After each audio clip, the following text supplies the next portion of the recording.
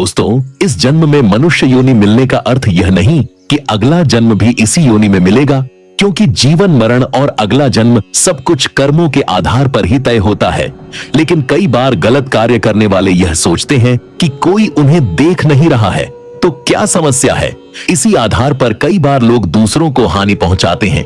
कभी बेवजह किसी की हत्या कर देते हैं, तो कभी चोरी डकैती या फिर अपनों के साथ धोखाधड़ी। लेकिन क्या आप जानते हैं कि इन सारे कर्मों के गंभीर परिणाम हो सकते हैं? तो मित्रों, आज हम जानेंगे कि किन कर्मों से सियार, गिद्ध, सांप, गधा कौंच, कुत्ता, बिल्ली, छुछुंदर आदि योनि में जन्म मिल सकता है। दर्शकों, गीता में भगवान श्री कृष्ण ने कहा है कि आत्मा अजर और अमर है।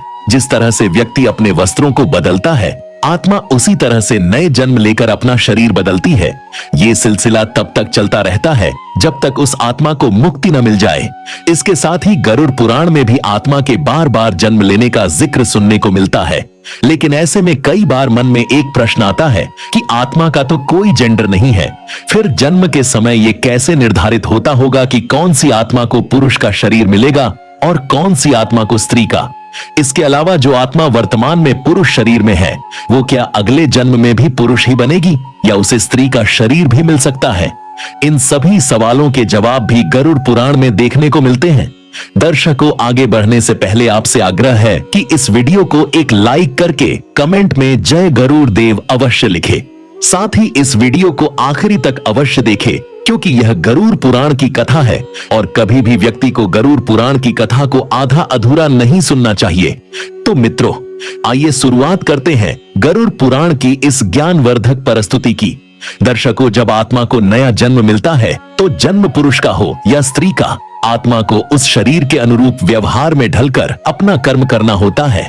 शरीर के जरिए कर्म करके ही एक आत्मा अपने जन्म के उद्देश्य को सार्थक भी बना सकती है और निरर्थक भी। अच्छे कर्म करके आत्मा मुक्ति के मार्ग की ओर अग्रसर हो सकती है और बुरे कर्म करके अपनी स्थिति को भविष्य में बदतर बना सकती है। यदि कोई पुरुष महिलाओं वाला आचरण करता है, स्वभाव में महिलाओं वाली आदतें ले आता है या वही काम करना चाहता है जो एक महिला को करना चाहिए, तो ऐसे पुरुषों की आत्मा अगले जन्म में स्त्री का शरीर धारण करती है। ठीक इसी तरह अगर कोई मनुष्य पशुओं के समान व्यवहार करता है, उन्हीं चीजों का सेवन करता है जिसका पशु सेवन करते हैं, तो ऐसे लोगों को निश्चित रूप से अगले जन्म में पशु बनना पड़ता है। मित्रों, एक बार महर्षि वेदव्यास से ऋषियों ने पूछा कि किस कर्म से कौन सी योनि में जन्म मिलता है। तब उन्होंने विस्तार पूर्वक बताया। वेदव्यास जी ने बताया कि जो भी व्यक्ति पराई स्त्री के साथ संबंध बनाता है, उसे भयानक नरक भोगना पड़ता है। इसके बाद एक के बाद एक अलग अलग योनियों में भटकना पड़ता है। महर्षि वेदव्यास ने कहा कि हर स्त्री का आदर करना चाहिए, कभी भी किसी भी स्त्री को परेशान नहीं करना चाहिए, अन्यथा ऐसा करने वाले सबसे पहले भेड़िए के रूप में जन्म लेते हैं। इसके बाद वह कुत्ता बनते हैं, फिर सियार, गिद्ध, सांप, कौवा और बगुला बनते हैं। इन सभी योनियों में जन्म लेने के बाद उसे मनुष्य योनि में जन्म मिलता है। मित्रों, कहते हैं कि बड़ा भाई पिता तुल्य होता है, इसलिए वह सदैव ही आदरणीय है। कभी भी किसी भी परिस्थिति में उसका अनादर न करें, अन्यथा कौंच नामक पक्षी के रूप में जन्म लेना पड़ता है। उसका जन्म काल 10 वर्षों का होता है। यदि इस दौरान उस पर ईश्वर कृपा दें, तो वह अगले जन्म में मनुष्य योनि में जन्म लेता है। वेदव्यास जी आगे कहते हैं कि चोरी करना हमेशा ही गलत है, फिर चाहे वह स्वर्ण हो या वस्त्र, परिणाम भुगतने ही पड़ते हैं। उन्होंने बताया कि यदि कोई व्यक्ति वस्त्रों की चोरी करता है, तो वह अगले जन्म में तोता बनता है। वहीं सुगंधित पदार्थों की चोरी करने वाले छछूंदर के रूप में जन्म लेता है। इसलिए कैसी भी परिस्थिति हो, लेकिन चोरी करने से सदैव ही बचना चाहिए। यदि कोई व्यक्ति किसी का कत्ल करता है, तो यह जघन्य अपराध की श्रेणी में आता है। ऐसा कर्म करने वाला अगले जन्म में गधा बनता है। लेकिन यदि वह जिस शस्त्र से हत्या करता है, उसी से उसकी भी हत्या हो जाए, तो उसे मृग योनि मिलती है। इसके बाद वह मछली, कुत्ता और बाघ बनता है। लेकिन इन योनियों में भ्रमण करने के बाद वह मनुष्य योनि में जन्म लेता है। जो व्यक्ति सदैव दूसरों की मदद करता है, पशु पक्षी और अन्य जीवों पर दया करता है, जरूरतमंदों की मदद करता है और निस्वार्थ भावना से संचित धन का उपयोग धार्मिक कार्यों में करता है, तो ऐसे व्यक्ति अगले जन्म में मनुष्य योनि में ही जन्म लेते हैं। साथ ही समाज में अच्छे कार्य करके दूसरों को लाभान्वित करते हैं। लेकिन धन के प्रति आसक्त मनुष्य अगले जन्म में सांप योनि में जन्म लेते हैं। इसके अलावा गरुड़ पुराण में बताया गया है कि मृत्यु के अंतिम समय में मनुष्य की आसक्ति जिस चीज की ओर होती है उसका अगला जन्म भी उसी पर निर्भर करता है। यदि कोई व्यक्ति मृत्यु के अंतिम क्षण में किसी स्त्री को याद करते हुए प्राण त्यागता है तो उसे अगले जन्म में स्त्री बनना पड़ता है।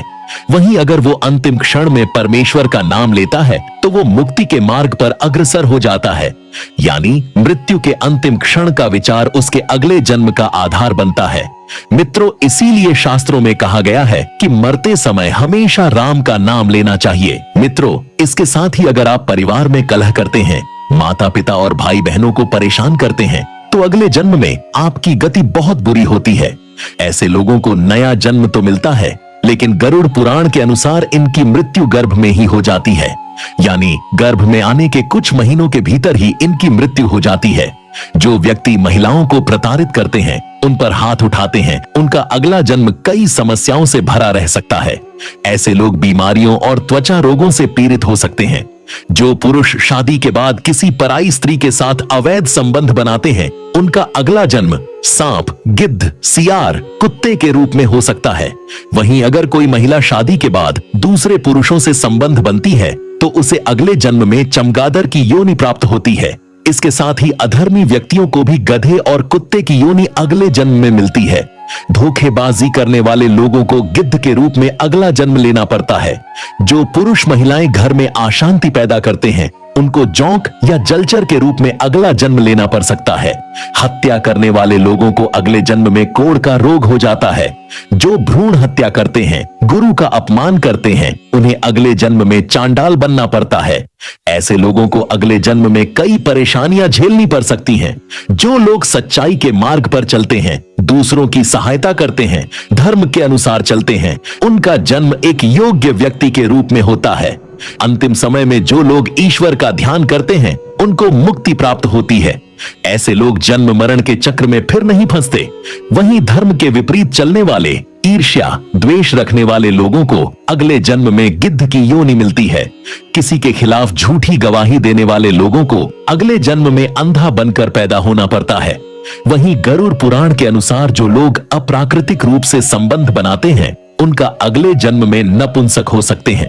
दर्शकों, ऐसा माना जाता है कि मृत्यु के बाद 13 दिनों तक मृत व्यक्ति की आत्मा घर में ही रहती है।